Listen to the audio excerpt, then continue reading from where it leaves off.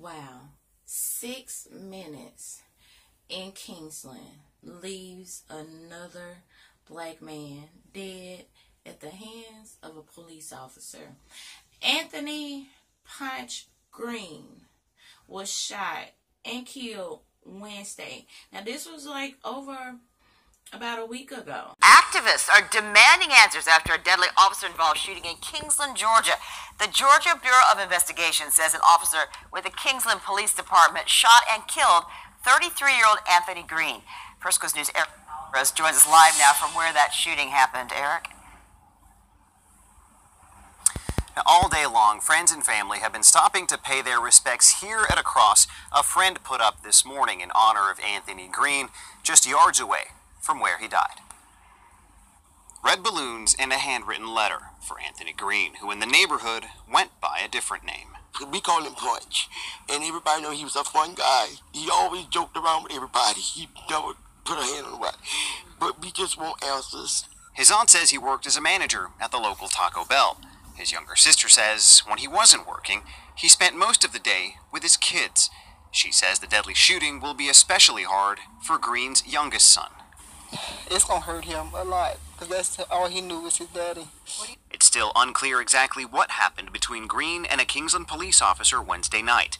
The GBI says Green and another man jumped out of a car and ran when the officer tried to stop them around 10:45 p.m. After a brief altercation, the officer fired multiple shots. Green died. It's just sad. The GBI says the officer involved in the shooting was wearing a body camera. Investigators are reviewing the footage, but whether it's released to the public will likely be up to the district's attorney. In the meantime, it appears Green's family will have to wait for more information. We just want justice. We just want to know what happened and why did the officer have to shoot him.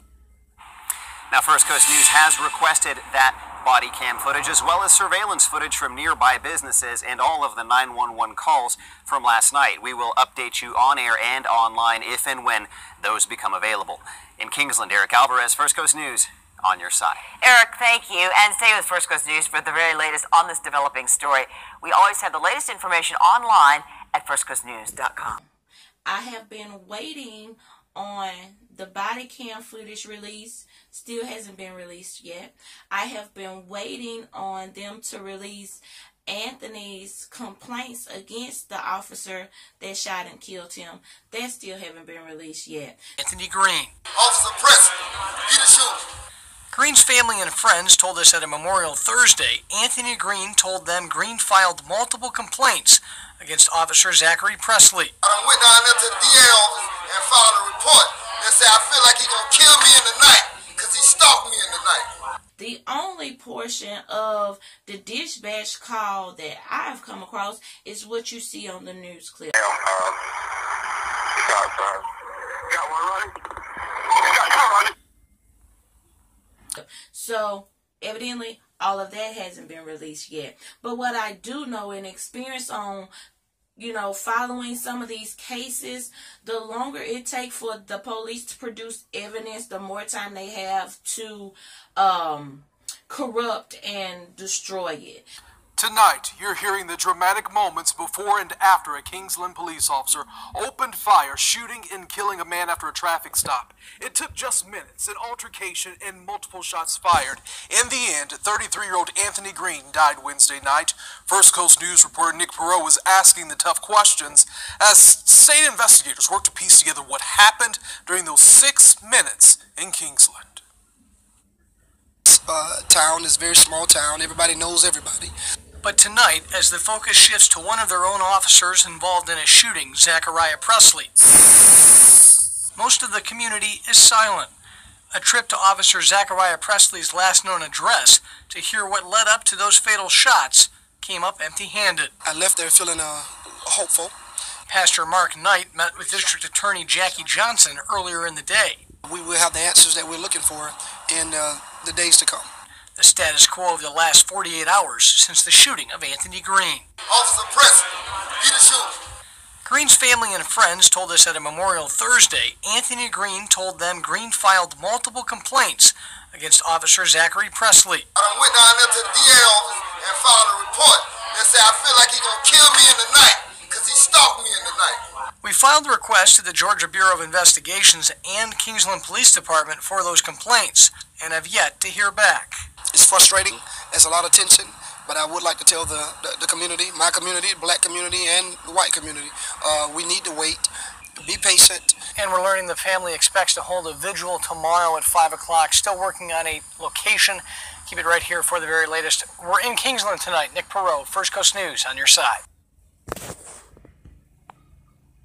And so I just feel like we're not going to get the truth.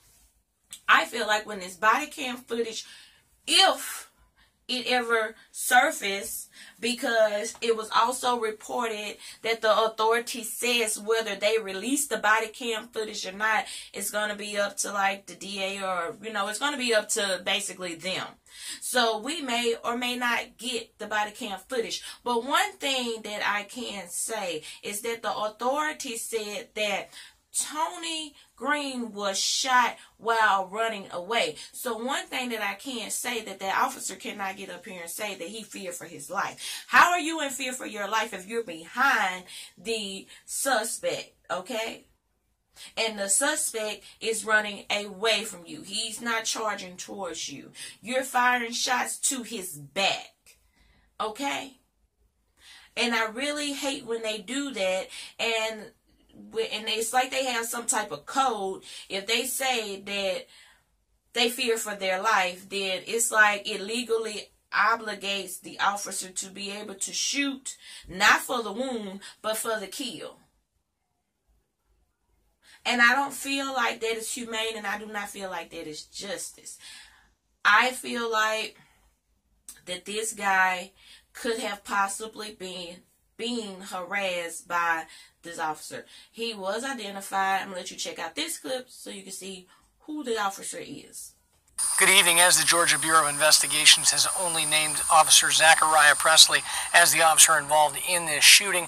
Want to learn a bit more about him this evening, looking into his background, how long he's been here within the Kingsland Police Department, and any prior law enforcement experience he's had.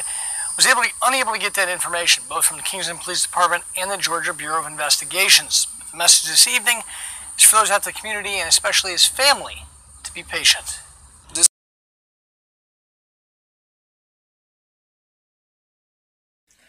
So yes, he has been identified. And like I said, the community and the family is in outrage. They said, you know, that Tony goes to work. He was a manager at Taco Bell. Said he goes to work. When he gets off, you know, he spends time with his kids, you know, and then I'm quite sure, you know, after the kids are, you know, laid down taken care of, you know, he might go out and hang out with his friends or something. I don't know. But they were stopped that night for a so-called traffic stop. I don't know whether it was a hit, like a license plate light, or a failure to signal, no seat belt. I don't know. But either way it go, when the two got out, it was the police say that they had an altercation, and then they start running, and then the shots was fired. I feel like if you have positively identified these people, it was no need to shoot. Go and make a warrant, issue the warrant, and let that result in an arrest. Okay? That's just how I feel. But, you know, everybody say, oh, but what will you do in the middle of this moment? It's easier to say what you would have done if you weren't there. But I mean, just like, what was the reason for him to shoot if the guy was running away? What was the reason for him to shoot? He can't say he was reaching for his gun. He can't say that he was fearing for his life. What was the reason to shoot? I've seen people run from the police and just get away all the time because it was no reason to shoot. You've identified this person. You work this area locally. You know who it was. You file a report. You get a warrant. You come back and make an arrest. By law. There was no reason to shoot. So, I will come back when or if the footage is released And, you know, if we can get the complaints released, I will come back and will bring you an update on the story. I will try to see what they're going to do with the officer at hand. More than likely, he is going to be suspended with pay, go to court, and they're going to probably fire him and rehire him in like the next door county. He's just going to go to the neighboring city, and they're probably going to put him back on the force. That has been what has been happening over and over every time a black person or a minority is killed at the hands of an officer of another race. Except for if a black police kills a white person, then that person is thrown under. You get what I'm saying? But we're gonna keep popping in and out on this case, and I will come back and bring out some updates as I come across them.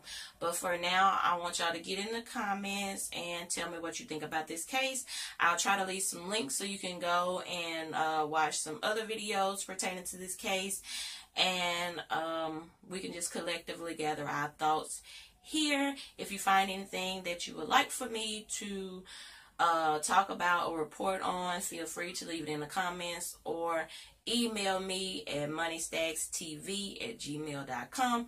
I'll try